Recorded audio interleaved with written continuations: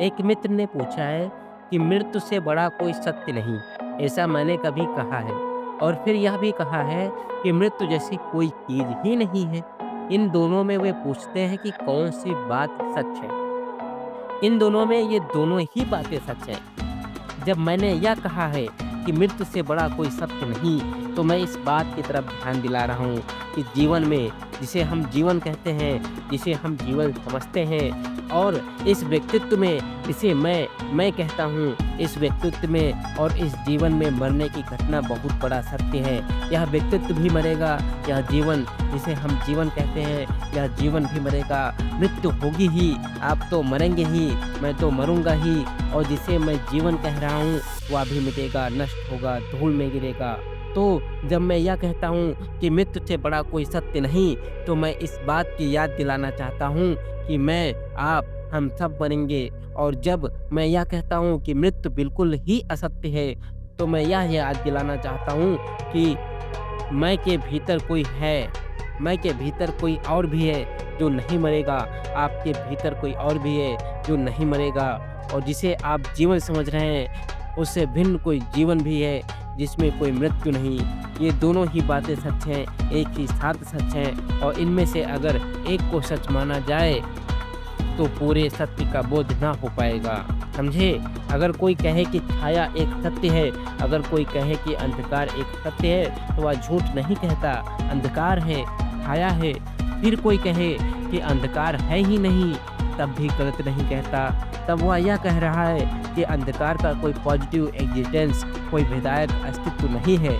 अगर मैं आपसे कहूँ कि 2 पोटली अंधकार बाहर से ले आएँ, तो आप ला ना सकेंगे। अगर आपसे कहूँ कि एक कमरे में अंधेरा भरा है, इसे निकाल कर बाहर फेंक दें, तो आप फेंक ना सकेंगे। और फिर मैं आपसे पूछूँ कि अगर अंधकार है, तो कृपा करके इसे बाहर ले जाइए, तो आप कहेंगे कि अंधकार को बाहर नहीं ले जाया जा सकता।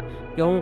क्योंकि अंधकार विधायक नहीं है, नेगेटिव है। अंधकार केवल प्रकाश की अनुपस्थिति का नाम है। अंधकार है, दिखाई पड़ रहा है, और फिर भी अंधकार से प्रकाश की अनुपस्थिति है, एब्सेंस है।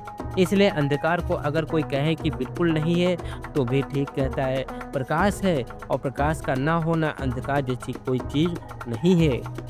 इसलिए हम प्रकाश के साथ कुछ भी कर सकते हैं, अंधकार के साथ कुछ भी नहीं कर सकते हैं। और अंधकार को हटाना हो तो प्रकाश को जलाना पड़े, और अंधकार को लाना हो तो प्रकाश को बुझाना पड़े। अंधकार के साथ कुछ सीधा नहीं किया जा सकता। दौड़ते हैं रास्ते पर, पीछे छाया बनती है, छाया है, कौन कहेगा नहीं है, दिखाई पड़ती है, पीछे दौड़ती है, भागती है, और फिर कहा जा सकता है छाया नहीं है, क्योंकि छाया का कोई अस्तित्व नहीं है। छाया का मतलब केवल इतना है कि हम प्रकाश को रोक लेते हैं, तो जितना प्रकाश हम रोक लेते हैं उतने प्रकाश का पीछे अभाव हो जाता है। इसलिए सूरज जब सिर पर आ जाता है तो छाया बननी बंद हो जाती है, क्योंकि प्रकाश रुकता नहीं है।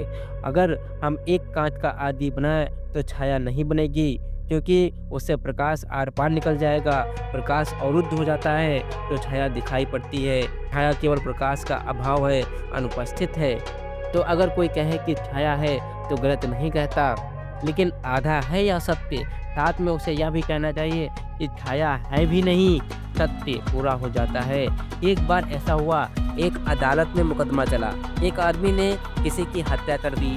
आंखों देखे गवाहों ने अदालत में गवाही दी। एक गवाह ने कहा, यह हत्या खुले आकाश के नीचे हुई है। जिस समय हत्या हुई उस समय आकाश में तारे थे, मैंने तारे भी देखे और यह हत्या होते हुए भी देखी।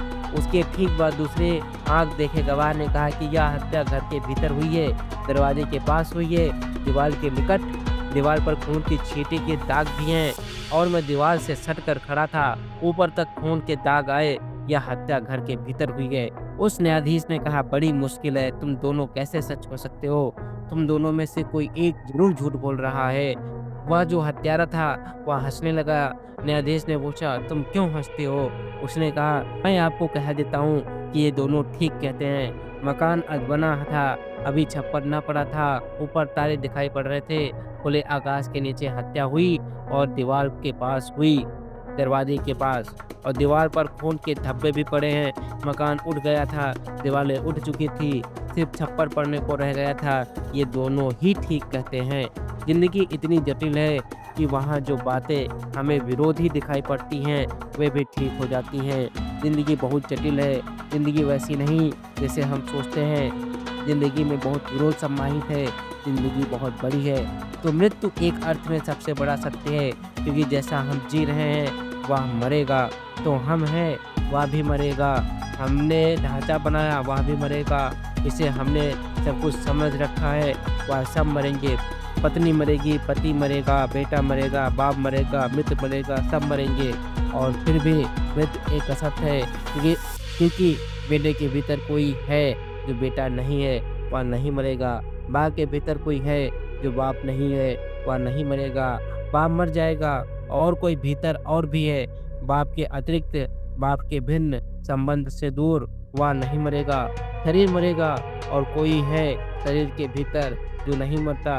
ये दोनों बातें एक साथ सत्य है। इसलिए मृत्यु को समझने में ये दोनों ही बातें स्मरण रखनी उचित हैं।